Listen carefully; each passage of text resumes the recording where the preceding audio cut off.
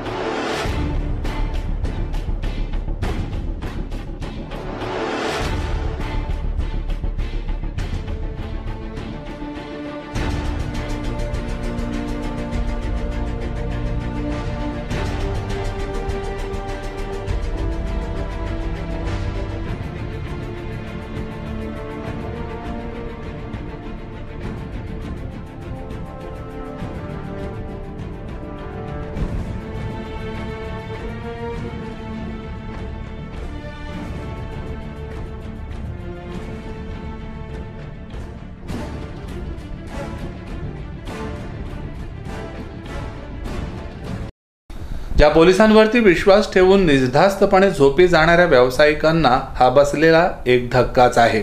झालेल्या चोऱ्या ह्या रत्नागिरी शहर पोलीस स्थानकापासून 300 ते 400 मीटरवर असून पोलीस चौकीपासून 200 फुटावरच आहेत, तर जिल्हा पोलीस मुख्यालयापासून 400 ते 500 मीटरवर आहेत। त्यामुळे येथील जनताही भयभीत झालेली आहे। रत्नागिरी शहर पोलीस स्थानकाचे पोलीस निरीक्षक विनीत चौधरी हे आजारी असल्यामुळे त्या जागी प्रभारी म्हणून जिल्ह्यातील हुशार आणि कडक असणारे ग्रामीण पोलीस स्थानकाचे पोलीस निरीक्षक अनिल विभूते यांच्याकडे हा चार्ज आहे। त्यामुळे त्यांनाच या चोरीचा छडा लावावा लागणार आहे। चोरट्यांनी आपली छवी CCTV मध्ये ठेवलेली असल्याने पोलीस या चोरट्यांना किती वेळात जेरबंद करतात याकडे शहरवासियांचं लक्ष लागून राहिलं आहे। उत्कृष्ट तंत्रज्ञान वापरायला सांगणाऱ्या पोलिसांनी त्याच वेगाने तपास करणे गरजेचे आहे। चोरट्यांची छबी पोलिसांच्या आणि जनतेच्या सुद्धा हाती लागली आहे, तरी यापुढे जनतेने अगर व्यावसायिकांनीही पोलिसांवर पूर्णपणे निर्धास्तपणे राहू नये। तर पर्यटनातून पालटणार जिल्ह्यातील 13 गावाचं रुपडं। ग्रामीण पर्यटन विकास योजनेतून निसर्ग सौंदर्याची उधळण असलेल्या समुद्रकिनारी भागात पर्यटक रिसॉर्ट, वॉटर स्पोर्ट्स सुरू केले जाणार असून जंगले आणि दऱ्याखोऱ्या असलेल्या भागात नारळ फणसाच्या माध्यमातून 13 गावांचा पर्यटन विकास केला जाणार आहे। रत्नागिरी जिल्ह्यातील पर्यटनाला उभारी देण्यासाठी शासनाकडून ग्रामीण पर्यटनासाठी पावले उचलण्यात आली आहेत। त्यासाठी जिल्ह्यातील 13 ग्रामीण स्थळांच्या विकासासाठी 3.5 कोटीचा निधी मंजूर करण्यात आला आहे। या ग्रामीण पर्यटनामध्ये जिल्ह्यातील बाणकोट, वेळास, लाडघर, करधे, वेळणेश्वर, उक्षी, भालावली, देवी हसोळ, साखर, वाडापेठ, गोवळ, भडे अशा गावांचा यामध्ये समावेश आहे। या सर्वच गावातून पर्यटन विकास साधला जाणार असून या ठिकाणी नवनवीन सुविधा उपलब्ध केल्या जाणार आहेत। रत्नागिरी जिल्ह्याची ओळख पर्यटनासाठी व्हावी याकरिता हा निर्णय घेण्यात आला आहे। कोकणात दरवर्षी लाखोच्या संख्येने पर्यटक हजेरी लावतात, त्यांना या 13 स्थळांनाही भेटी द्याव्या असं वाटलं पाहिजे। यासाठी 3.5 कोटी रुपये प्राथमिक स्तरावर खर्च केले जाणार आहेत। या गावात अनेक प्रसिद्ध पर्यटन स्थळे असून अलीकडे निसर्ग पर्यटन संकल्पना मनावर बिंबवली जात आहे।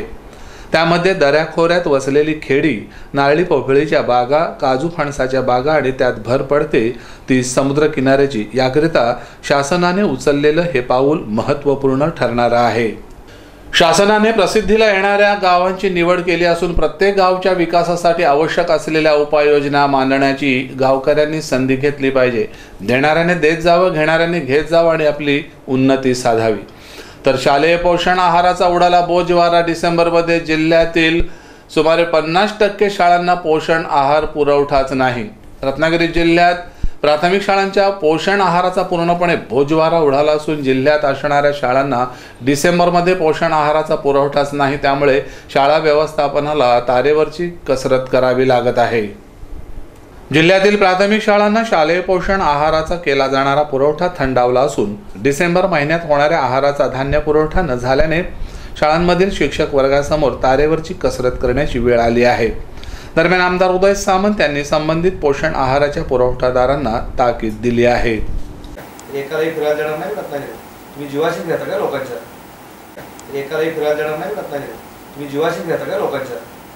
पोषण आहार पुरवठा करणाऱ्या ठेकेदारांकडून कोणतीही सुधारणा न झाल्याने पेच वाढला असल्याचं सांगण्यात येत असून याविषयीची तक्रार जिल्हा परिषद शिक्षण समितीच्या बैठकीत उपस्थित करण्यात आली। पोषण आहार पुरवठा करणाऱ्या लोटस कंपनीकडून येरे माझ्या मागल्याप्रमाणे पुरवठा धोरण सुरू आहे। डिसेंबर महिन्यात जिल्ह्यात 50% शाळांनाही पोषण आहाराचा पुरवठा झालेला नाही। त्यामुळे जिल्हा परिषद शिक्षण समितीच्या बैठकीत अनियमित पोषण आहाराचे पडसाद उमटले आहेत। छोट्या विद्यार्थी मुलांना शाळेतच पोषण आहार मिळावा यासाठी शासनाने उपक्रम सुरू केला, मात्र मेलेल्या माणसाच्या डोक्यावर जर लोणी खाणारे ठेकेदार या लहान मुलांच्या हक्काधिकारावरच गदा आणत असतील तर अशांना काय म्हणावं। मात्र यामुळे विद्यार्थ्यांना नाहक त्रास सहन करावा लागत आहे। आमदार उदय सामंत यांनी सज्जड दम देऊनही पोषण आहाराचा पुरवठा करणाऱ्या कंपनींनी आपणच श्रेष्ठ असल्याचं दाखवून दिलंय, मात्र त्यामुळे 50% शाळा आहारापासून वंचित राहिल्यात। याचा जाब संबंधितांना पालकमंत्र्यांनी विचारण्याची गरज आहे। दरम्यान या बालगोपाळांच्या हक्काधिकाराशी खेळू नये असं सूचित करत आपण येथे घेणार आहोत छोटासा ब्रेक। ब्रेकच्या पलीकडे आपण पाहणार आहोत आणखी काय महत्त्वाच्या घडामोडी। तुम्ही पाहत राहा बेस्ट टीव्हीचं बेस्ट वार्तापत्र, ताज्या घडामोडींचा अचूक वेध, एक नजर सत्यावर। शुभकार्य ठरलंय खरं, पण सध्या सोन्या चांदीच्या दागिन्यांची खरेदी म्हणजे प्रॉब्लेमच. अहो हो ना, कार्य म्हटलं की दागिने हवेतच. म्हणून आम्ही नक्षत्रमधून फॉर्मिंग दागिन्यांची खरेदी केली. दागिने तर छान मिळालेच, शिवाय एक छान सरप्राईज गिफ्ट सुद्धा मिळालं. 3000च्या खरेदीवर ही सुंदर ठुशी मिळाली. मग मीही निर्णय घेतला, नक्षत्रमध्ये फॉर्मिंग ज्वेलरी खरेदी करायला जायचा. नक्षत्रमध्ये 1 ग्रॅम सोन्याच्या फॉर्मिंग मधल्या नवीन डिझाईन्सच्या बांगड्या, समारंभात शोभेल असं लॉंग मंगळसूत्र आणि एक छानसा फॅन्सी नेकलेस खरेदी केला. आणि 5,500च्या खरेदीवर एक सुंदर येवल्याची सेमी पैठणी गिफ्ट मिळाली. लग्न सराईनिमित्त नक्षत्राची बंपर ऑफर. 5,500 रुपयाच्या खरेदीवर येवल्याची सेमी पैठणी फ्री मिळवा. 3,000 रुपयांच्या खरेदीवर सुंदर कोल्हापुरी ठुशी फ्री मिळवा. नक्षत्रमधील खरेदी म्हणजे शुभमंगल खरेदी. नक्षत्र फॉर्मिंग ज्वेलरी, दुकान क्रमांक 10, सोहम आर्केड, हॉटेल सुखधाम समोर, MG रोड, रत्नागिरी. ब्रेक नंतर पुन्हा एकदा आपलं स्वागत. तर महत्वाची बातमी आहे, जिल्हा रुग्णालयात अनेक यंत्रसामुग्री बंद, रुग्णांचे होत आहेत हाल. अस्वच्छतेमुळे रुग्णांचे आरोग्यही धोक्यात. रत्नागिरी जिल्हा रुग्णालयात कोट्यावधी रुपयांची यंत्रसामुग्री असून त्यातील अनेक यंत्रणा बंद असल्याने तसेच ती चालू करण्यासाठी पुरेसं मनुष्यबळ नसल्याने रुग्णांचे मात्र हाल सुरू झाले आहेत. त्यामुळे यावर विचार होणे गरजेचं आहे. रत्नागिरी जिल्हा रुग्णालयात 20 लाख रुपये खर्च करून कार्डिओलॉजिस्ट व्हॅन घेतली जाणार आहे. मात्र ती चालवण्यासाठी 24 तास ड्रायव्हर आणि एक प्रथम वर्गाचे डॉक्टर असणे गरजेचे आहे. हे पुरवण्या अगोदरच जिल्हा रुग्णालयाचा बेस्ट टीव्हीने आढावा घेतला असता OPD करण्यासाठी पुरेशा प्रमाणात डॉक्टरच उपलब्ध नाहीत. दिवसाला 150 ते 200 बाह्य रुग्ण उपचारासाठी येत असतात. त्याचप्रमाणे औषध विभाग, एक्स-रे विभाग, रक्त विघटन केंद्र, बालरुग्ण कक्ष, भाजलेल्या व्यक्तींचा कक्ष, अतिदक्षता विभाग, अपघात विभाग या विभागातच पुरेशा प्रमाणात डॉक्टर उपलब्ध नाहीत. त्याचप्रमाणे ऑपरेशन थिएटर, डायलिसिस यंत्रणा या ठिकाणी लोकप्रतिनिधींनी डॉक्टरांची व्यवस्था करणे गरजेचे आहे. आज या जिल्हा रुग्णालयातील सर्व फोन तसेच इंटरकॉम सिस्टमही बंद असल्याने रुग्णांना याचा अतोनात त्रास होतानाच कर्मचारीही हैराण झाले आहेत. ऑपरेशन थिएटर, अपघात विभाग, जिल्हा रुग्णालयातील पोलीस चौकी या सर्वच ठिकाणी भ्रमणध्वनी व्यवस्था बंद आहे. एकूणच जिल्हा रुग्णालयात काम करणाऱ्या कर्मचाऱ्यांच्या पाठीवर थाप मारण्याऐवजी त्यांनाच खडे बोल सुनावणारे लोकप्रतिनिधी जनतेला या सुविधा पुरवणार का, असा संतप्त सवाल रुग्णांमधून उपस्थित केला जात आहे. तर कर्तृत्व सिद्ध करण्याचा मार्ग मोकळा करणारी दीनदयाल उपाध्याय ग्रामीण कौशल्य योजना अस्तित्वात. ग्रामीण भागातील हुशार आणि होतकरू विद्यार्थ्यांना कौशल्य विकास आणि नोकरी मिळवून देणारी दीनदयाळ उपाध्याय ग्रामीण कौशल्य योजना रत्नागिरी जिल्ह्यासाठी वरदान ठरणार असून जिल्हा परिषद रत्नागिरीने त्यासाठी पुढाकार घेतला आहे. रत्नागिरी जिल्हा परिषद येथे शामरावजी पेजे सभागृहात उमेद मार्फत ग्रामीण भागातील हुशार आणि होतकरू विद्यार्थ्यांना त्यांचे कर्तृत्व सिद्ध करण्यासाठी दीनदयाळ उपाध्याय ग्रामीण कौशल्य योजनेअंतर्गत हजारो विद्यार्थ्यांसाठी नोकरीची संधी उपलब्ध केली होती. त्यासाठी राज्यातील 5 कंपन्या आणि त्याचे प्रतिनिधी उमेदने उपलब्ध करून दिले होते. या कार्यक्रमाला जीवनोन्नती अभियानाचे जिल्हा व्यवस्थापक सचिन चव्हाण, तालुका व्यवस्थापक SL कांबळे यांच्यासह मानव विकास संस्था, संजय मेंटल्स, इटुलाइट पनवेल, अपोलो पुणे येथील कंपन्यांनी भाग घेतला. याबाबत येथील विद्यार्थ्यांनाही त्यांनी मार्गदर्शन केलं. आमच्या कंपनीचं नाव आहे Sanjay maintenance services private limited. ही कंपनी गेले 49 वर्ष झाली, 1968 मध्ये कंपनी आहे. ह्या कंपनीमध्ये मला स्वतःला इथे आता 25 वर्ष काम करतो मी या कंपनीमध्ये. सांगायचं तात्पर्य की ही कंपनी पुऱ्या भारतामध्ये आहे आणि ही कंपनीमध्ये उद्दिष्ट म्हणजे ग्रामीण लोक, गावाकडच्या लोकांना आम्ही नोकरी देतो. आता आमच्याकडे गावाकडचेच लोक आहेत मुंबईमध्ये याचं सानपाड्याला हेड ऑफिस आहे आणि कमीत कमी आमच्याकडे भारतामध्ये या SMS मराठी माणसाची कंपनी आहे. संजय खानविलकर म्हणून या कंपनीचे मालक आहेत. हे पण आपल्या ग्वागर तालुक्यातलेच आहेत, पण मुंबईला ते त्यांचं हेड ऑफिसला बसतात. आपली दिल्ली, कलकत्ता, बँगलोर, गोवा, अहमदाबाद बऱ्याच ठिकाणी पुऱ्या भारतामध्ये आपली सगळी शाखा आहेत. सांगायचं तात्पर्य की ही जी लोक आहेत, तुमच्यासारखी जी लोक आमच्याकडे आता काम करतायत, ती पण ग्वागर, रत्नागिरी, सिंधुदुर्ग, तुमच्या सातारा, सांगली, कोल्हापूर ह्या ठिकाणची मुलं आता आपल्याकडे काम करतायत. आणि ती पण ही जी कंपनी आहे संजय मेंटेनन्स सर्व्हिसेस, ही कंपनी हाऊसकीपिंगचा जॉब देते. तुम्ही बोलत असाल हाऊसकीपिंग म्हणजे काय? हाऊसकीपिंग म्हणजे तुम्हाला माहिती आहे मोठमोठ्या बँक आहेत आता मुंबईमध्ये. आता तुमच्या रत्नागिरीमध्ये HDFC बँक आहे, ICICI बँक आहे, HDFC बँक आहे, ॲक्सिस बँक आहे, किंवा मुंबईमध्ये मॉल आहेत, मोठमोठे कॉर्पोरेट ऑफिस आहेत. अशा ठिकाणी आम्ही त्या लोकांना जॉब देतो. आमच्याकडे जॉब असा आहे, हाऊसकीपिंग म्हणजे साफसफाई. आता ही बँकेमध्ये जी मुलं आहेत, आता तुम्ही जाऊन आलो इथे रत्नागिरीमध्ये HDFCमध्ये, इथे 2 मुलं आहेत आमची. तरी जुनी 10 वर्ष 15 वर्ष काम करतात. ही सगळी हाऊसकीपिंगचे काम करतात, तिथलं बाकीचं पेपर पण करतात. पण मूळ काम हे हाऊसकीपिंगचं आहे.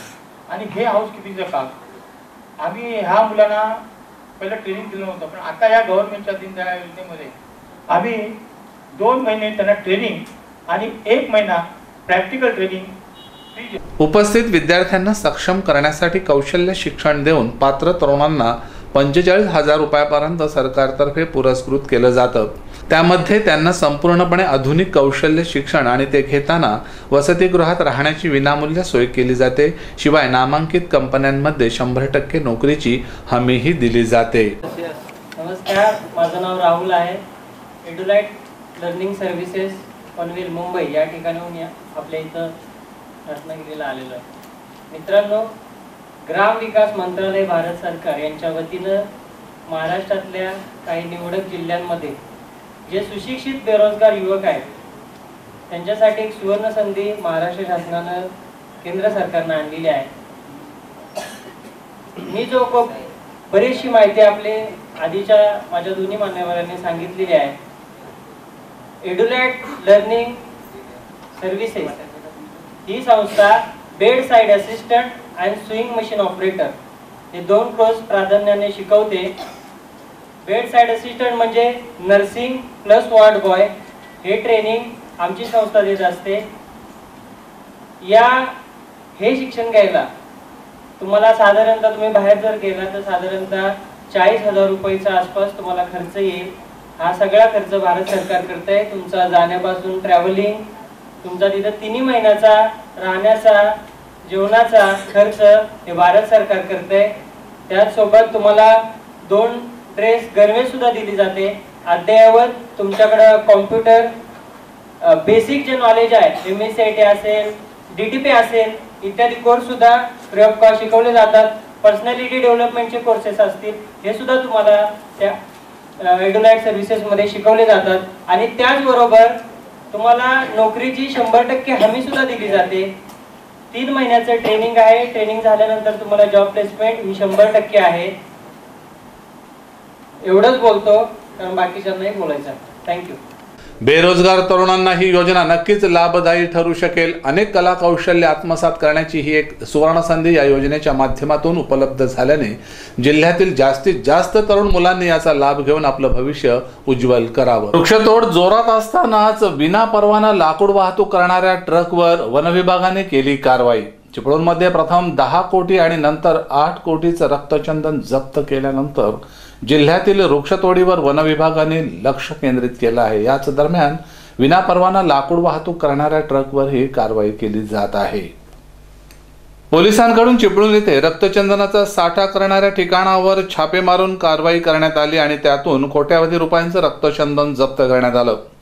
वनविभागाला खडबडून जाग आल्याने त्यांनी आता विनापरवाना लाकूड वाहतूक करणाऱ्या ट्रकवर कारवाई करण्याचा सपाटाच लावला आहे. रत्नागिरी जिल्ह्यात अनेक हिरवेगार डोंगर उघडे रखरखीत होत आहेत. याबाबत वनविभागाकडे तक्रार केल्यानंतर तक्रार करणाऱ्यांचेच नाव वनविभाग सांगून मोकळं होत होता. मात्र पोलिसांनी केलेल्या कारवाईमुळे वनविभागही हतबल झाला आहे. वनविभागाला याबाबत वरिष्ठ अधिकाऱ्यांनी जाब विचारल्यानंतर त्यांनी आता विनापरवाना लाकूड वाहतूक करणाऱ्या ट्रकवर आपला निशाणा साधला आहे. रत्नागिरी जिल्ह्यात खारेपाटण तसेच साखरपा, कोल्हापूर, चिपळूण, कराड या मार्गाने मोठ्या प्रमाणात चोरटी लाकूड वाहतूक होते. यातूनच रक्तचंदनाची वाहतूक होत असल्याची चर्चा जनतेत सुरू आहे.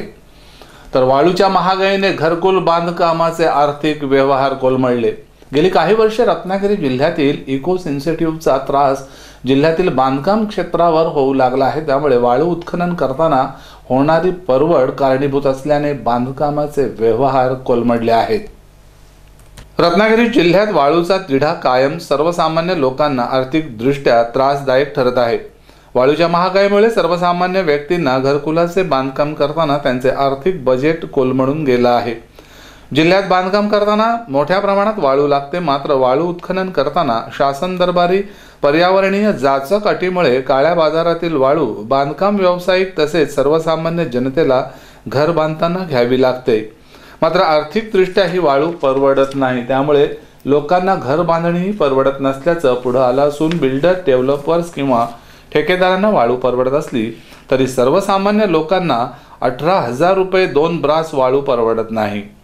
शासनाचे वाळू लिलाव देखील मर्जीनुसार केले जात असल्याने अनेकांना काळ्या बाजारातील वाळू घ्यावी लागते.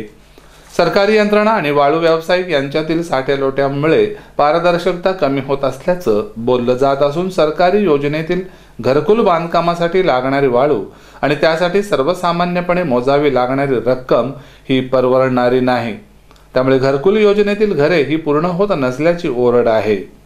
शासन पातळीवर वाळू लिलाव करण्यासाठी घालण्यात येणारा दर पाहता ग्राहकांना ती महागातच पडत आहे. शासनाने वाळू उत्खननासाठी खरेदी केलेली यंत्रणा कार्यान्वित करून वाळूची विक्री केल्यास दर स्थिर राहतील आणि घरकुल बांधकामाचे व्यवहारही सुरळीतपणे चालतील एवढं मात्र निश्चित. तर या होत्या आजच्या सविस्तर बातम्या आणि आता जाता जाता शेवटी पुन्हा एक नजर ठळक घडामोडींवर.